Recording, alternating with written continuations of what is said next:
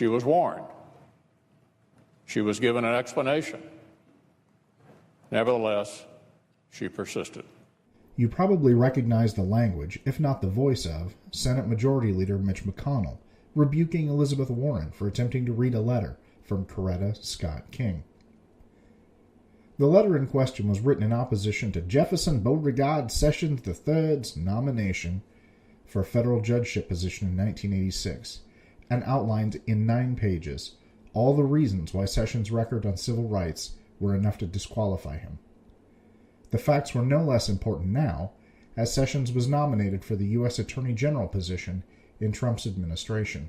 When Warren attempted to read the letter during the hearing regarding Sessions, she was stopped by McConnell, who invoked Congressional Rule 19 to silence her.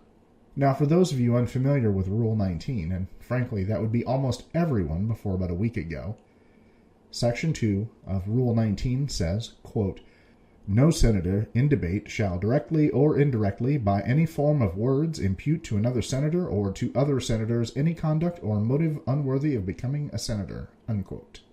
Or as we think of it here at Swing State, my safe space.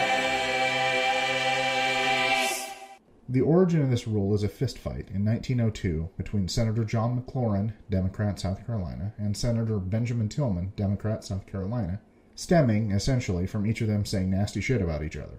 I suspect it has less to do with the fact that a shouting match escalated into a fight, so much as the fact that, quote, misdirected blows, end quote, hit other senators. Regardless, the rule was established. Now, would Warren's reading of the King letter have imputed Sessions, quote, conduct or motive? End quote. Probably. Though given that this was related to a confirmation hearing for an administration post, Sessions' character and motives, especially as Attorney General, seem especially relevant. If he's a racist scoundrel, this seems exactly the place to point that out. However, and we suspect more importantly, this rule is invoked so rarely that finding examples of it have been difficult. As near as anyone can tell, it was last invoked in 1979, and there was never an actual vote to enforce it. A short time ago, Ted Cruz called Mitch McConnell a liar. The majority leader looked me in the eye and looked 54 Republicans in the eye. I cannot believe he would tell a flat-out lie. And I voted based on those assurances that he made to each and every one of us. What we just saw today was an absolute demonstration that not only what he told every Republican senator, but what he told the press over and over and over again was a simple lie.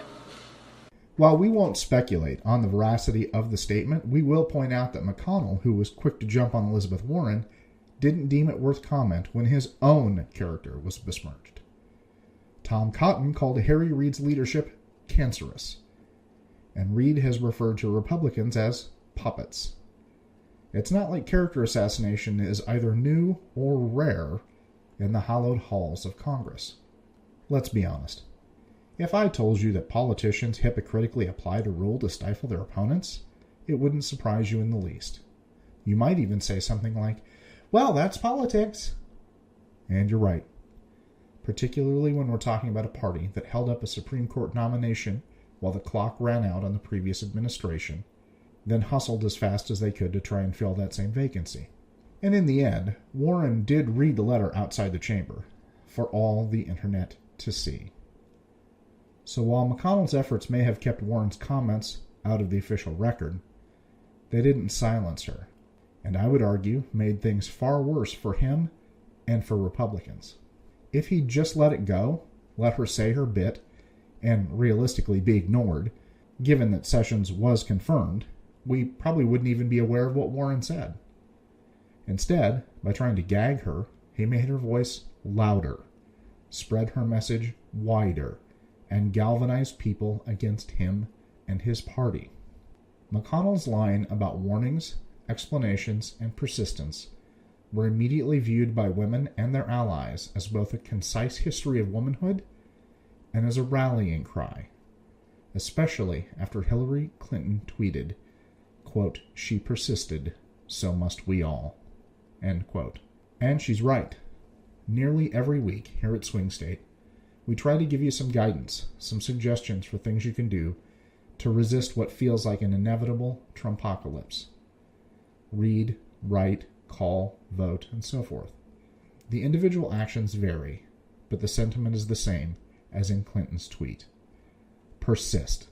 Keep reading, keep writing, keep calling, keep voting, keep doing anything you can to keep the momentum going. We have to keep the pressure on, because in only a few short weeks, the cracks have already appeared in the administration's hull, and that ship full of plunder monkeys and pirates is beginning to take on water.